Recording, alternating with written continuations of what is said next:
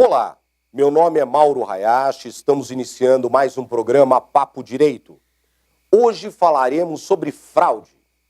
A fraude, entendida como o ato de prejudicar alguém, utilizando-se de meios ardilosos, de falsidade, de enganação, de esperteza, com o objetivo de obter benefício ou vantagem para si ou para outro, normalmente configura o crime de estelionato, previsto no famoso artigo 171 do Código Penal.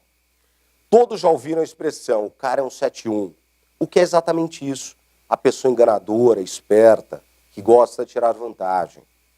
Mas a fraude também pode ser tipificada como um crime eleitoral ou um crime previsto na lei de licitações, entre diversos outros. As tentativas de fraude ocorrem num ritmo vertiginoso, quase inimaginável. Segundo a Serasa Experian, somente em agosto de 2017, mais de 184 mil fraudes foram tentadas contra consumidores. O que significa uma a cada 14 segundos e meio. E isso somente no Brasil. Ainda segundo a Serasa, o segmento da telefonia é o mais afetado, seguido pelo de serviços e o de bancos e financeiras. Todos estamos expostos a fraudes, como clonagem de cartões, de celulares, abertura de contas fraudulentas em bancos, e elas podem ocorrer tanto no ambiente físico como no virtual. Mas existem fraudes muito mais complexas e elaboradas, como a que recentemente quase destruiu a Petrobras e prejudicou seus milhares de investidores. Também são comuns as notícias de manipulação de resultados de jogos de futebol, de tênis, etc., que movimentam bilhões de dólares em apostas no mundo todo.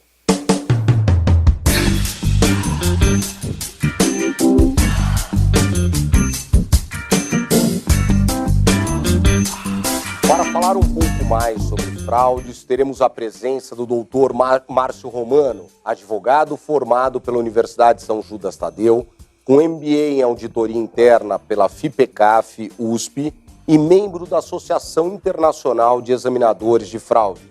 Atua na área de investigações de fraudes há 15 anos e atualmente ocupa o cargo de gerente de investigações.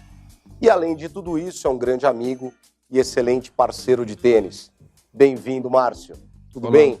Tudo certo. Olá, Mauro. Olá aos telespectadores da TVO. Para ele dizer que eu sou um grande parceiro de tênis, vocês já podem perceber que ele mais ganha do que perde, né? Que senão, provavelmente, ele não tocaria nesse assunto. Mas sim, somos grandes amigos e é um prazer estar aqui e poder compartilhar um pouco desse conhecimento sobre esse assunto que é tão importante para o nosso cotidiano. Muito obrigado pelo convite, Mauro. Um prazer. Grande parte dos nossos telespectadores são estudantes de direito. E a área de auditoria, de investigação de fraudes, não é muito usual. Não é uma escolha muito usual para o estudante de direito. Até para orientar os nossos telespectadores numa escolha de área de atuação, fala um pouco da sua trajetória profissional, Márcio. Sim, tudo bem. Realmente não é uma escolha óbvia, não é dito nas faculdades, não é indicado esse tipo de carreira, e a forma como eu caí nela também é um pouco, não é tão usual, e foi até uma coincidência. Na ocasião, eu trabalhava num dos grandes bancos privados do país, na rede de agências, e isso lá pelos anos 2000, e estava concluindo a faculdade de Direito, e um cliente meu teve um problema justamente com fraude. E ele foi vítima de uma situação que não era muito comum, que era a fraude eletrônica, que os canais eletrônicos estavam começando a crescer naquela ocasião. E, claro, desesperado, ele procurou a agência e todos os dias ele ia na agência e buscava uma resolução do seu problema. E isso fez com que eu tivesse bastante contato com a área de investigação desse banco e comecei a entender que havia muita relação entre o que eu estava aprendendo na faculdade e também com o que exercia-se, o que necessitava para exercer esse tipo de função. E aí começou a me chamar, a me despertar uma curiosidade. Eu também, quando entrei na faculdade, tinha o sonho de promotoria, de concurso público, não pensava muito em advogar. E aí depois acabei caindo nessa área. Acabei tendo essa curiosidade despertada e participei de um processo seletivo, um longo processo, exaustivo processo, porque requer competências bem específicas para esse tipo de atividade, a curiosidade é uma delas, e acabei participando e caí, então, desde os anos 2000, eu estou trabalhando nessa área. E, claro, para você se tornar um profissional que trabalhe com investigação de fraudes, é importante também completar o conhecimento jurídico, porque a parte de legislação é bastante importante, é o que você usa, você consegue delimitar a sua atuação. Trabalhando numa investigação corporativa, numa investigação privada, você tem que saber que você tem limites. Então, no contato com um funcionário da empresa, você tem que se resguardar de algumas situações, não pode passar de algumas barreiras. Na busca por evidências, na produção de provas, você também tem que saber até onde você pode ir, porque, claro, não somos polícia, não temos autoridade judicial, temos uma competência restrita, que é aquilo que a empresa permite, os sistemas da empresa permitem, e que fazem com que a gente consiga trabalhar.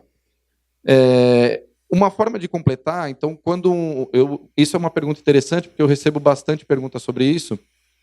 O que é necessário? Então, eu, um estudante de direito, sim, eu tenho condições de trabalhar? Sim, tem, por esses motivos que eu estou dizendo, mas, claro, é importante você complementar a sua atividade, como eu acabei fazendo uma MBA em auditoria interna, porque você sabe muito bem, é um pesadelo para nós advogados a parte contábil, a parte de números, sim. Só que ela é fundamental para a análise de uma fraude, principalmente falando de fraude bancária ou numa conciliação contábil que normalmente ela é imprescindível.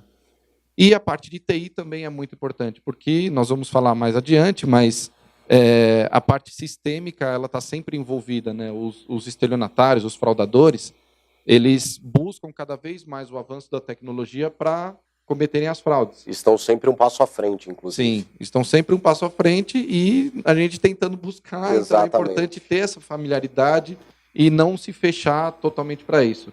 Então, esse, na minha opinião, são os 3 pilares para ser um bom profissional nessa área de investigação de fraude. O conhecimento jurídico, o conhecimento ou a parte contábil também, e a parte de familiaridade com tecnologia.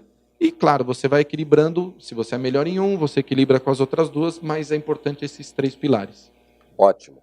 Antes de adentrarmos na parte mais gostosa da nossa conversa, com exemplos, com dicas de como evitar as fraudes, das fraudes mais comuns, explica um pouco para o telespectador o conceito de fraude. De uma forma mais simplificada, sem entrar muito em questões jurídicas, em conceitos jurídicos, a fraude é todo ato intencional que visa obter algum benefício ou alguma vantagem. E essa vantagem ela pode ser financeira e ela pode ser até mesmo para prejudicar alguém. Então, eu vou até mencionar um exemplo. Nessa ocasião que eu trabalhava nessa agência bancária, na área de investigação desse grande banco, e recebia diversas situações para serem analisadas, e uma delas chegou para que fosse analisado uma falsificação de assinatura. Uma situação que é muito comum para nós nos depararmos quando nós vamos olhar a nossa movimentação bancária e falar, mas estou vendo aqui um débito que não reconheço. E aí pergunta-se na agência, fala, se refere a um plano de capitalização, por exemplo. E aí, investigando, se descobre-se que quem contratou esse plano de capitalização foi o funcionário X. Então, o que tudo indica? Esse funcionário X, para se favorecer, porque eles têm as metas a serem cumpridas, comissão, foi ele que fez. Essa é uma outra dica para análise de fraudes. É importante você nunca tirar uma conclusão a princípio. Então, você achar, eu resolvi todos os problemas que eu tinha para resolver. Não, vá mais a fundo. Mente aberta. Exato. Porque indo na agência e conversando com os demais funcionários, foi identificado que esse funcionário que contratou havia sido um colega desse funcionário que teve o nome utilizado. Por quê? Eles dividiam a mesma namorada. Então, os dois estavam apaixonados por uma mesma pessoa, que era também uma cliente dessa mesma agência, e ela ia com uma certa frequência. Quando um percebeu que estava perdendo essa oportunidade de namorar com a cidadã, ele resolveu afastar o concorrente, contratou um plano de capitalização, falsificando a assinatura, colocando como se tivesse sido contratado pelo seu colega, para desviar que tivesse sido no nome dele. Então, nesse exemplo, ele não quis um favorecimento para ele. Até quis, indiretamente. Sim, sem dúvida. Mas não era aquele favorecimento que, a princípio, você poderia achar que era o que ele buscava, que era isso, se favorecer num programa de metas. E não, ele queria afastar um concorrente, então ele fez isso, ele cometeu essa fraude para prejudicar alguém. Mas, sem dúvida, a fraude normalmente ela é praticada para obter uma vantagem. Normalmente, uma vantagem financeira também. Ótimo. Aqui faremos até um adendo, né, sobre o estelionato, que é o artigo previsto no artigo 171 do Código Penal, e lá está escrito da seguinte forma: obter para si ou para outrem vantagem ilícita em prejuízo alheio, induzindo ou mantendo alguém em erro, mediante artifício, ardil ou qualquer outro meio fraudulento. Pena, reclusão de 1 a 5 anos e multa. Então, para que exista esse crime, é necessário que todos esses elementos estejam presentes, esses elementos que estão na descrição do crime. Desta forma, é necessário manter alguém em erro, mediante artifício, ardil ou outro meio fraudulento, a obtenção da vantagem e o prejuízo alheio. Se o agente, por exemplo, não conseguir a vantagem por motivos alheios à sua vontade, como a intervenção de um terceiro, pode ser configurada a tentativa, o que reduz a pena. Mas o mais importante que as pessoas devem entender é que o estelionato não importa a figura culposa, somente a dolosa. A maior parte das pessoas somente ouvem falar de dolo e da culpa pela televisão nos casos de homicídio, em geral decorrente de acidentes de trânsito, né? De forma resumida, o crime será doloso quando existe a vontade consciente do agente para cometer o ato ilícito e obter o resultado.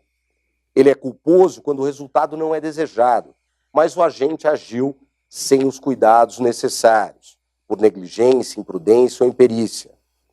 No caso do estelionato, não existe a possibilidade de crime culposo. De fato, o agente precisa desejar a vantagem e, para obtê-la, ele precisa utilizar um meio fraudulento. Se o fez por erro em relação aos elementos do crime, ele não existirá, o crime não existirá. Por exemplo, se uma pessoa tem justa causa e logo em seguida consegue outra ocupação, não teria direito ao seguro-desemprego. Se ela enganar o Ministério do Trabalho e Emprego para receber o seguro-desemprego, em tese ela pratica o crime de estelionato. Mas já houve decisões que consideraram que houve erro de tipo, é uma figura jurídica que mais para frente eu explico, ou em outro programa, em relação ao acusado que conseguiu outro trabalho não registrado na carteira de trabalho e acreditava que somente não teria direito ao benefício caso a carteira estivesse efetivamente assinada. Então, para ele, nenhum crime estava sendo cometido. Ele pensou, estou trabalhando, mas minha carteira não está registrada. Então, eu posso continuar recebendo seguro-desemprego. Pode ser verdade ou não, mas a acusação não conseguiu nenhuma prova de que fosse mentira. Então, a justiça aceitou a tese desse acusado e o isentou de pena. Bom, Márcio, para que o crime seja configurado, é fundamental a configuração da materialidade, que se descubra a autoria. E, para isso, é o investigador que colhe as provas, que ajuda na obtenção de provas, para que haja futuramente uma condenação. Márcio, como é a atuação da investigação nas fraudes? Sim, é de extrema importância o que você menciona, Mauro, porque as empresas elas têm sido bastante cautelosas quanto a isso. A empresa ela não vai simplesmente aplicar uma demissão por justa causa, por suspeitar ou por ter desconfiança de que algum funcionário foi o autor de uma fraude. Então, até porque as situações elas podem acontecer por erro, mas aqui nós vamos chamar de falha de procedimento, para não misturar com o conceito jurídico de erro. Ótimo. Então, a falha, mais uma vez usando um exemplo de uma situação bancária, quando nós precisamos, principalmente pessoas jurídicas, isso agora os processos estão cada vez mais simplificados, tem banco digital, a conferência de documentação ela é cada vez mais automatizada, mas até um tempo atrás a pessoa precisava ir comparecer numa agência bancária, levar os seus documentos e abrir uma conta. Vamos utilizar aqui o exemplo de uma conta jurídica. Qual é o papel daquela pessoa que atende o interessado em abrir uma conta corrente? É certificar de que os documentos sejam corretos e, dependendo do perfil que pretende se abrir essa conta, é visitar. Porque não há necessidade, as empresas não cobram isso, que os funcionários sejam peritos. Claro. Para verificação de documentos. Porque, mais uma vez, nós temos o limite de atuação, não somos investigadores da polícia, e sim pessoas que trabalham numa empresa com um cargo de investigação de fraude, examinando fraude ou auditoria de fraude, chame-se como pretender-se. Então, os funcionários eles analisam brevemente aquela documentação para ver, há algumas dicas que são mais técnicas que nós não vamos abordar aqui. E, feito isso, se uma empresa diz que ela é uma distribuidora de bebidas, por exemplo, é imprescindível que o funcionário vá visitar e vai conhecer onde ele guarda o estoque, como que é. Porque esse processo de abertura de contas, por exemplo, é a porta de entrada para outras fraudes. A falsidade ideológica e a obtenção de crédito, e aí começa uma bola de neve. Sim. Esse funcionário que deixou de visitar, ele não está obtendo nenhum tipo de favorecimento direto. Sim. Intencionalmente, ele não quis causar esse prejuízo. Exato. Então, normalmente, no meio da investigação, quando ele é questionado sobre isso, ele fala, putz, nesse dia eu estava com uma série de problemas, o dia a dia é corrido, um monte de cliente para atender, ou então eu estava com problemas familiares e eu não estava com cabeça e acabei não visitando. E as coisas sempre acontecem quando não podem acontecer.